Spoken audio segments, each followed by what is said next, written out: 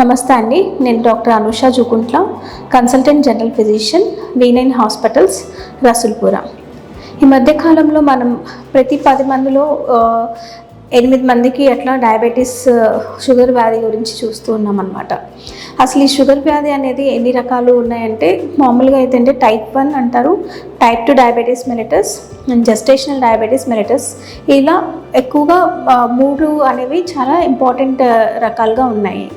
So mostly type 1 అనేది ఏంటంటే ఎక్కువగా చిల్డ్రన్లోను, ఈ మధ్య కాలంలో ఏంటంటే కొంచెం అడల్ట్స్లో కూడా చూస్తూ ఉంటాము.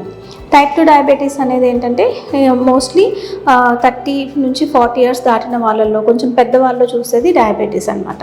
అదే జెస్టేషనల్ డయాబెటీస్ అంటే ఎవరైతే ప్రెగ్నెంట్గా ఉన్నారో, ప్రెగ్నెన్సీ నుంచి 28 వీక్స్ నుంచి షుగర్ లెవెల్స్ కనుక ఎక్కువ అవుతూ ఉన్నట్లయితే అప్పుడు మనం జెస్టేషనల్ డయాబెటీస్గా పేర్కొంటాము. అంటే చాలామంది డయాబెటిక్ పేషెంట్స్ ఈ మధ్య వచ్చి చేసిన క్వశ్చన్ ఏంటి అంటే, లెవెల్స్ చాలా ఎక్కువగా ఉంటున్నాయండి, కానీ ఇన్సులిన్ మేము వాడలేము, దానికి వేరే రెమెడీ ఏంటి అని చెప్పేసి క్వశ్చన్ చేస్తూ ఉంటున్నారు. అసలు ఇన్సులిన్ ఎట్లా మనం అరకట్టాలి, ఇన్సులిన్ వాడకుండా మనం ఈ షుగర్ లెవెల్స్ని మనం ఎట్లా కంట్రోల్లో ఉంచుకోవాలి అనేది కనుక ఆలోచించినట్లయితే, మనం ముందుగా చెప్పుకున్న టైప్స్ ఆఫ్ డయాబెటీస్లో టైప్ 1 అనేది మోస్ట్లీ ఇన్సులిన్ వాడితేనే తగ్గిపోతుందండి. ఎక్కువ చిల్డ్రన్లోనూ అడల్ట్స్లోనూ ఉంటుంది. అది ఎక్కువగా ఇన్సులిన్ డెఫిషియన్సీ వల్లనే ఈ టైప్ 1 డయాబెటీస్ అనేది వస్తుంది. సో టైప్ 1 డయాబెటీస్లో మనం ఖచ్చితంగా ట్రీట్మెంట్ అనేది ఇన్సులిన్నే. అదే టైప్ 2 డయాబెటీస్ అయితే ఏంటంటే ట్యాబ్లెట్స్ తోటి మనం షుగర్ లెవెల్స్ అనేది కంట్రోల్లో పెట్టుకోవచ్చు. కానీ ఈ మధ్యకాలంలో ఏంటంటే చాలామందికి ట్యాబ్లెట్స్ వాడుతున్నా కూడాను షుగర్ లెవెల్స్ అనేవి చాలా ఎక్కువగా చూస్తున్నాము. అలాంటి పరిస్థితుల్లో ఏమవుతుంది అంటే ఇన్సులిన్ అనేది స్టార్ట్ చేయాల్సి వస్తుంది.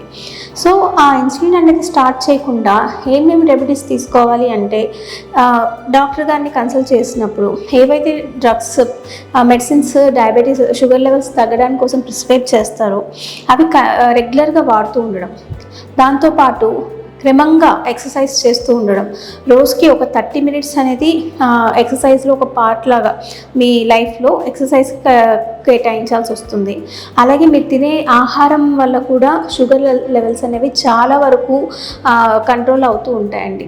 అంటే కార్బోహైడ్రేట్ లెవెల్స్ని తగ్గించాలి. అంటే మీరు తీసుకునే ఆహారంలో ఎక్కువగా రైస్ క్వాంటిటీ కనుక తక్కువ చేసుకోగలిగితే ఎంతో మంచిదండి. మార్నింగ్ చేసే బ్రేక్ఫాస్ట్లో ఇంకా ఇడ్లీ, దోశ ఇవన్నీ కూడా కంట్రోల్ చేసుకొని ఓట్స్ తీసుకోగలిగితే ఇంకా మంచిది అవుతుంది.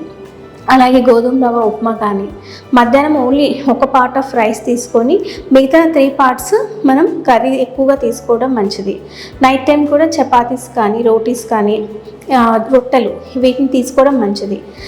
ఎక్కువగా ఫిజికల్గా యాక్టివ్గా ఉంటే ఈ ఇన్సులిన్ అనేది ఎంత షుగర్ లెవెల్స్ ఎక్కువగా ఉన్నా కూడా మనం తీసుకున్న డైట్, తీసుకున్న ఫిజికల్ యాక్టివిటీ వల్ల ఈ షుగర్ లెవెల్స్ అన్ని కంట్రోల్ అయ్యి ఇన్సులిన్ వాడే ఒక అవసరత నుంచి మనం బయటపడడానికి ఛాన్స్ ఉంటుంది.